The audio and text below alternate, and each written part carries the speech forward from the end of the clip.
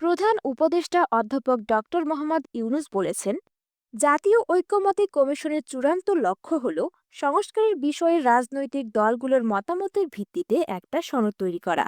সেটাই হবে জুলাই সনদ। সনদ তৈরির পর বাস্তবায়নের পথ বের হয়ে যাবে। শনিবার 15 ফেব্রুয়ারি বিকেল 3টায় ফরেন সার্ভিস একাডেমিতে বৈঠকটি শুরু হয়।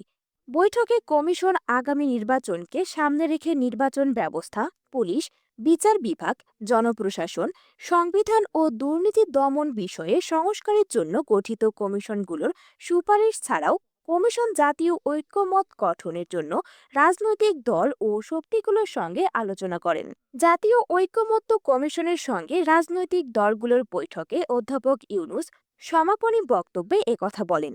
প্রধান উপদেষ্টা অধ্যাপক ইউনুসের নেতৃত্বাধীন জাতীয় ঐকমত্য কমিশনের সঙ্গে রাজনৈতিক দলগুলোর প্রথম সংলাপ অনুষ্ঠিত হয়। সংলাপে প্রধান উপদেষ্টা সভাপতিত্ব করেন। অধ্যাপক ইউনুস গভীর সংস্কারের ওপর গুরুত্বারোপ করে বলেন, সংস্কারটা গভীরভাবে হতে হবে।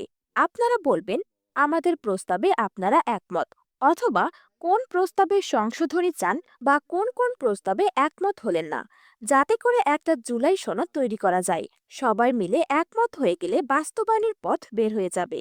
জুলাই সনদ তৈরি করা ছাড়া আমাদের মুক্তি নেই, উল্লেখ করে প্রধান উপদেষ্টা বলেন, সংলাপের মাধ্যমে বের হয়ে আসবে প্রস্তাবের পেছনে এতগুলো দল একমত। পরে সনদ যখন হয়ে যাবে তখন সেটা প্রকাশ করা হবে, যাতে মানুষ জানতে পারে কোন রাজনৈতিক দল কতগুলো প্রস্তাবে একমত হয়েছে। এই সনদকে আমরা জাদুঘরে সংরক্ষণ করব বলে তিনি জানান। তিনি আরও জানান, ঐকমত্য কমিশনের অফিসে একাধিক টেলিফোন রাখা হবে, যাতে রাজনৈতিক দলগুলোর সঙ্গে সার্বক্ষণিক যোগাযোগ রক্ষা করা যায়। ডক্টর ইউনুস বলেন, আমাদের মূল লক্ষ্য হলো কতগুলো প্রস্তাবে আমরা সবাই রাজি আছি সেটা ঠিক করা। আমরা আপনাদের মতামতগুলোকে এক জায়গায় নিয়ে আসতে চাই। আমাদের এটা করতে হবে।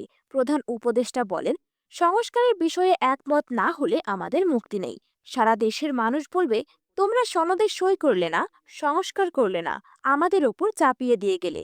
সংস্কার প্রতিদিনের অনুভব করার বিষয় উল্লেখ করে তিনি বলেন, সংস্কার আসমান থেকে আসা কোনো কিছু না, এটা প্রতিদিন অনুভব করছি।